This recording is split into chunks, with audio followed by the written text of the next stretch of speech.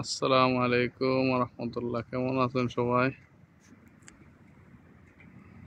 আল Sayeda city মল Salalah Oman, বিশাল বড় একটি market আপনারা দেখতে পাচ্ছেন।